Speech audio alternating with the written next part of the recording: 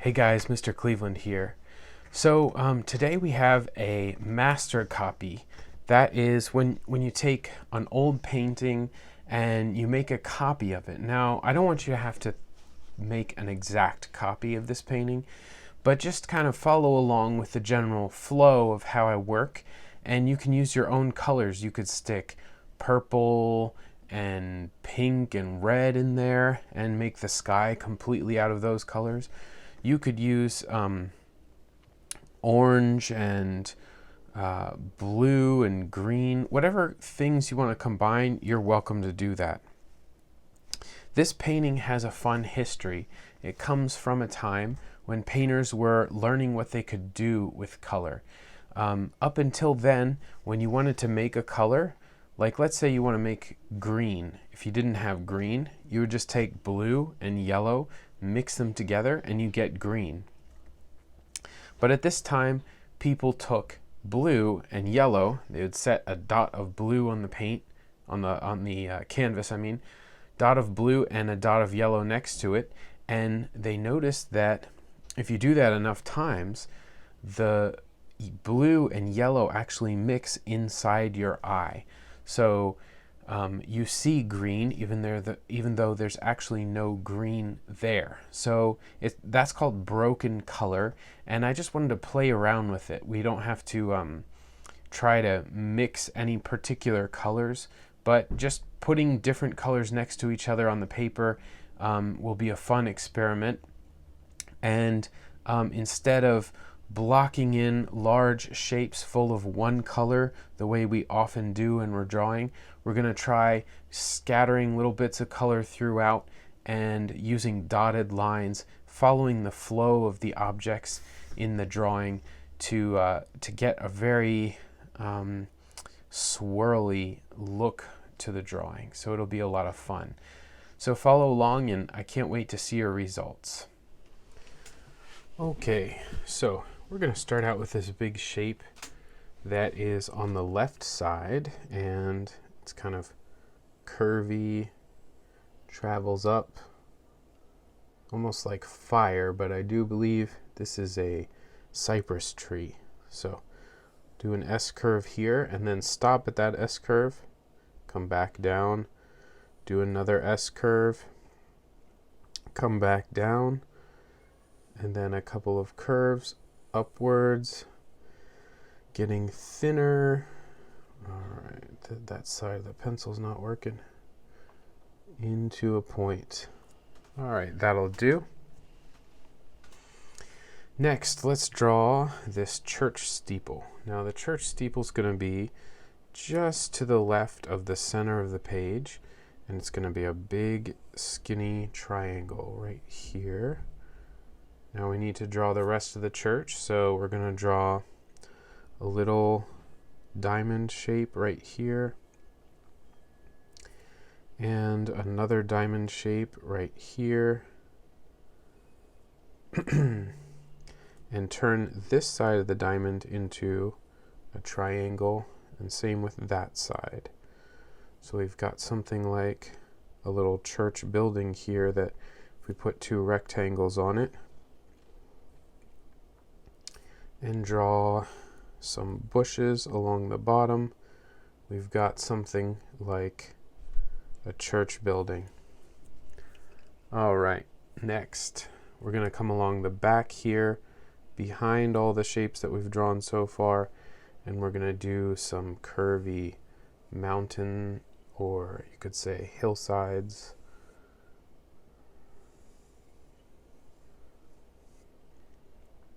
And we'll just add one more layer of hillside back here. Okay, now there's going to be three houses coming down from here, and we're going to draw the roofs of the houses just to keep them straight. One is right here. The roofs are going to be the shape of diamonds, just like we did earlier. Another, or you could call them parallelograms.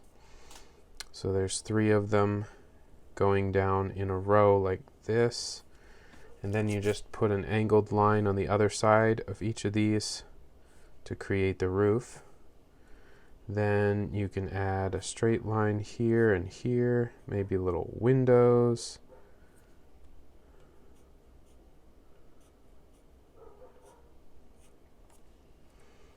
And we're going to have some houses through here, but they're not quite as clear as these three houses. So long as you draw one house very clearly, you don't need to draw every other house quite as clearly. We can kind of pick up on the fact that this is a little village here. So we're just going to draw some random rectangles back here, and these are going to represent roofs. Doesn't exactly matter where you put them or exactly how big they are. The point is the rhythm of rectangles running down this side of the page. And come up a little bit. You can stack them on top of each other, take them all the way to the edge, and maybe add some squares in here and there, some windows or doorways, whatever they might be. Okay, next we're going to repeat this shape, and the shape is just a sort of circle-y mark. We're going to go this way with it. If you're right-handed, it might be more comfortable to go this way, but we're going to start small over here and get bigger, bigger, bigger. Or in my case, I'm starting pretty big, and then I'm going to get smaller, smaller, smaller. And what that does is it helps the hillside look like it's moving away from us. So we are very far away at this point. We want to make sure that our marks are very small.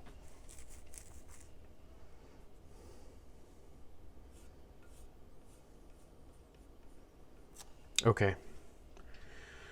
Next, I'm going to start using yellow marker. We're going to draw the moon, but if I draw the moon in pencil, it's going to mix in with that yellow marker and start to look ugly. So let's get this yellow marker out, and we're going to create something that's almost an entire circle right up here in the sky. I might have drawn it a little low. I'd like to move that, but it's too late now because it's in marker. So I'll continue on.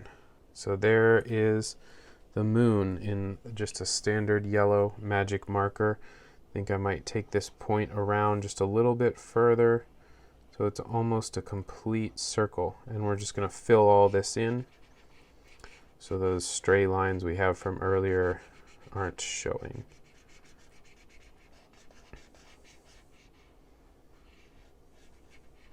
Okay, there's our moon. We're going to add some stars here and there. One here, two here, one right next to this cypress tree, one up here in this corner, one down here, one right on the left side of the cypress tree, and then let's make a couple orange dots in the center. Not every single star is going to have an orange dot, but this one will.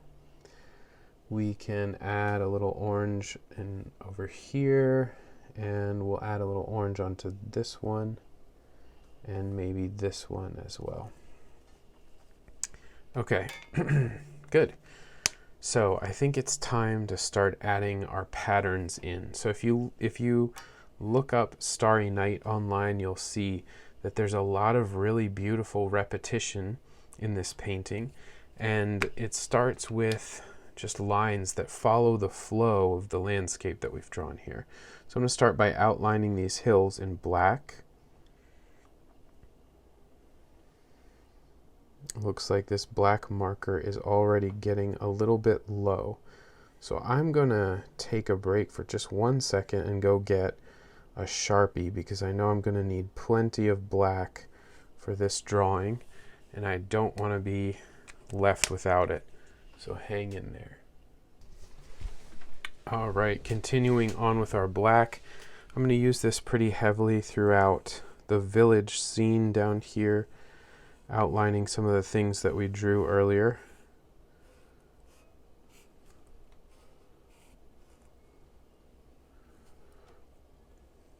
color in a lot of the doorways and windows with black, but some of them are going to get some yellow because they have lights on inside.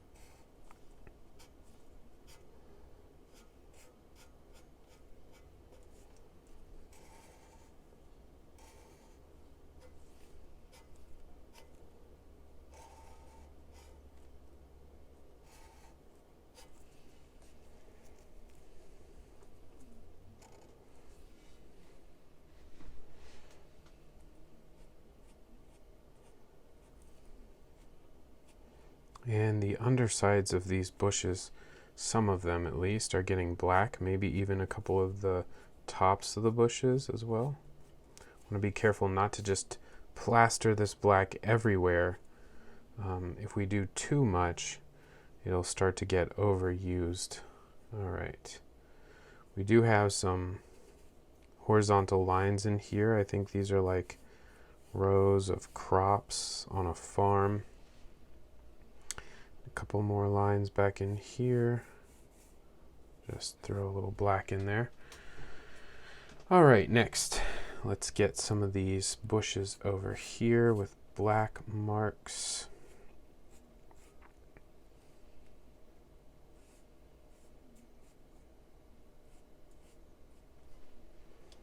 All right, and some of the flow of the hill is going to have a little black on it.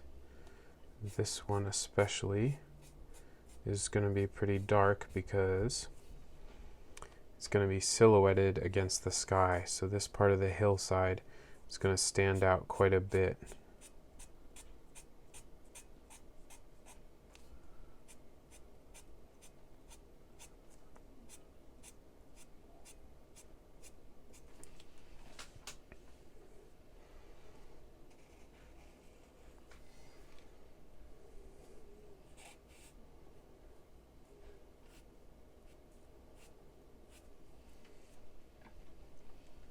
Okay, now it's not such a big deal that we are running out of black on our magic marker. It actually might be a nice thing, and I'll show you that in just a second.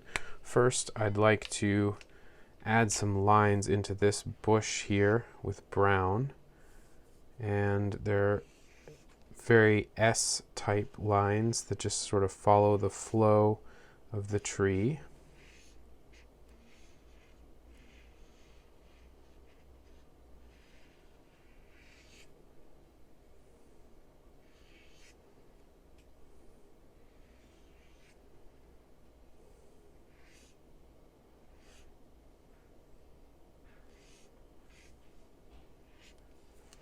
And here's where that black might come in handy. Because it's running out, it'll look kind of patchy and not quite filled in the way a Sharpie would. And that's actually how the original painting looks that we are working from today. So I'm going to use this running out black marker and see how it goes. I'd like to fill in different areas just so that if I went from top to bottom, my marker might run completely out, and then if I get to the top and I'm totally out of ink, the bottom would look nice and the top would not look so nice. This way, if I run out, I can always fill in the other parts with Sharpie and get them extra dark. But this is working out pretty well.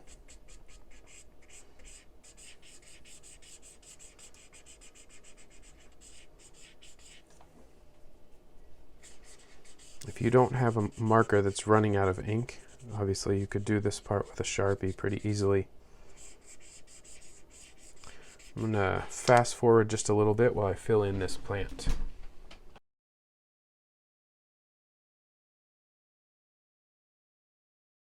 All right, now for some of the really fun, lively parts of this drawing. So we're going to come across the sky with a huge S shape. So if you'd like to turn your paper this way so that you're drawing a traditional S, that's fine. We're going to start right above the steeple here, and we'll just do a dotted line that goes in this direction, curves down. And I say down because that's down. We have it flipped sideways and back up. All right, that should be a good guide for the top of this big swirl that's going to go across the sky. Now we want to follow it with one that goes along the bottom, but then joins up with it right here. Okay, and then we're going to add on to that with another little S that starts just above this hill, curves around, and connects back up with this one, and then a similar shape that comes down from here up and into this swirl. Okay, now we're also going to come along just above the mountains with a wavy line that's also dotted, and everything between the mountains and this line that we just drew is going to be lighter in color. Everything above this big swirl is going to be more or less darker in color, but this is going to be an opportunity to practice some really broken up colors. So we're just going to start working with it here and just making marks. Now this is going to be a ton of marks. It'll be really fun. But try to make sure that in each place that you're making marks, there's enough room for different colors to be next to each other. It's what creates a little bit of a vibrating effect, because your eye sees one color and then it sees another color next to it, and the colors get mixed together in your eye. So play with whatever colors you like. I'm using the traditional blue that you see on the painting, but you could use pink, purple, orange, red, green, violet, whatever you want to do. This is your playground to mess with.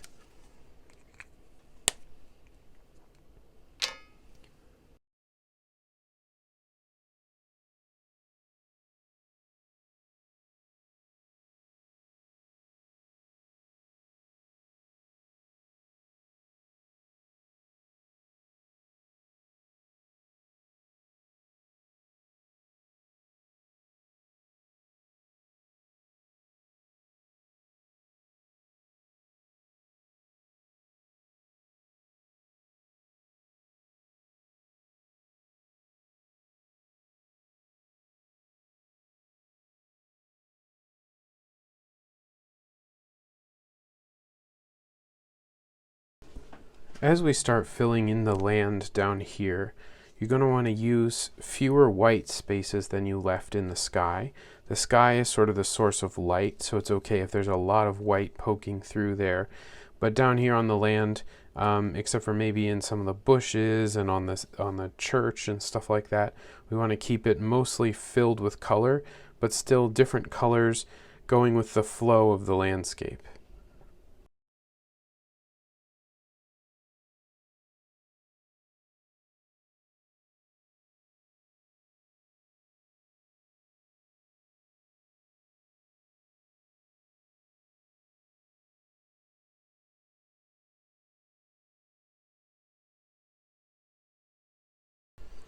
All right, so there you have it. This is a way to do a Van Gogh style landscape in marker.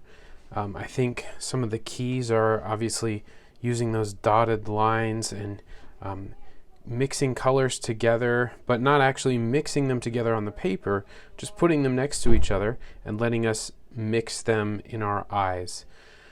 So I hope you guys enjoyed this project and have a good day.